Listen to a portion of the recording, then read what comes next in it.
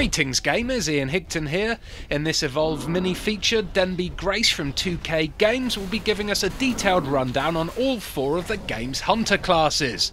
Go Denby, go! People who've played Left 4 Dead are going to be very familiar immediately with sort of what the game feels like when you're playing as a hunter. You do have the addition of a jetpack, which obviously you didn't have in Left 4 Dead, and that kind of is a cool way to maneuver around the world. You can double jump, you can use the jetpack to fly up, and the jetpacks actually behave a little bit differently depending on the class. Markov is it's got like an upward thrust jetpack, so you can go up quite high, but he can't move laterally and forward so agilely. Like the medic, she actually has a very different jetpack, and she can maneuver and sort of avoid rock hits from the monster. Now specifically for each role we have Assault. The Assault is the damage dealer. He's got specifically the Assault guy in the game that we're showing today is Markov. He has a massive lightning gun. His job pretty much solely is to deal the damage, and the team is going to support him and get him in the position where he can get up close personal and actually kill the monster. You have a support guy. He's actually an offensive and defensive character. On the offensive side, he has a laser cutter, and he also has this big orbital barrage. As well as that, he has this great shield that he can actually beam and lock onto a teammate. So he can really sort of lay down some key shielding moments when the monster's about to sort of like really pound them or sort of throw a rock in their face or even breathe fire to them. So he's a very important player on both sides. The medic, as you'd expect, is there primarily to sort of keep the team alive, but also she has a few other tools in her box, specifically for Val. She can trank the monster, which is great early on during the hunt because she slows him down, and also she highlights the monster within the world so everyone can sort of follow the monster there.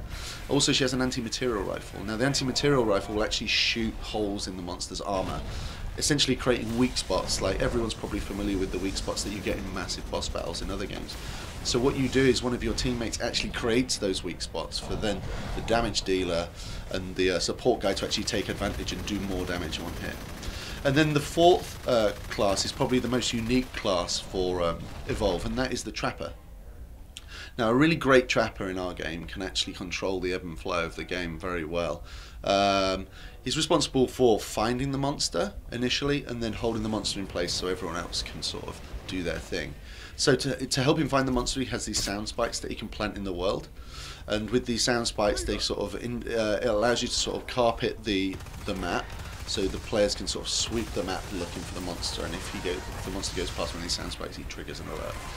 Also he has a massive harpoon gun. Now, the massive harpoon gun is great for sort of like engaging the monster and trying to hold him in place. You know, you can do really key sort of like harpoons just as the monster's about to take off, jump towards a teammate or jump to sort of get out of the way of an attack. You can actually sort of pull him back and give him a good yank and pull him down. And then also he has this mobile arena that you can throw down. So what this does is you throw down the mobile arena, it creates this great dome, and hopefully if you've thrown it down at the key time, you've trapped the monster in, you create this sort of, I think it's about 45 seconds sort of confined arena battle, which really sort of like forces the engagement with the player. You know, the only way for the monster to sort of get out of that situation to actually incapacitate the Trapper. Now, one of the things I loved about Left 4 Dead were the randomised conversations between the characters. You would often hear them talking about different things and would slowly get to learn their backstories. It added so much personality to the game, but I noticed there was very little dialogue in Evolve. Will it be added into the game at a later date, or is the plan to let the players do the talking this time round? The VO for the game is still to be recorded at this moment in time, if we're honest, so there's a lot to come in, but one of the things that we've made a conscious decision is that, and much like Left 4 Dead did this as well, so it's nothing revolutionary, is if people are talking in the game, then the VO from the character takes a back seat. You know, we take that down, we don't even play it. You know, you are assuming that role of that character at that point. But certainly if you're not much of a talker in the game, you don't want to talk, you're not wearing a headset, you don't want to use a headset, then the VO will fill in. And one of the cool ways the team have been sort of like figuring out where their trigger points is, they've just been, their writers and stuff like that have just been listening to where people are talking, what they're communicating, and what it is and they feel their teammates need to know, and then that becomes sort of a point of, right, we need a piece of VO. We need a piece of VO to say startled birds in the air. We need a piece of VO to say footsteps over here. You know what I mean?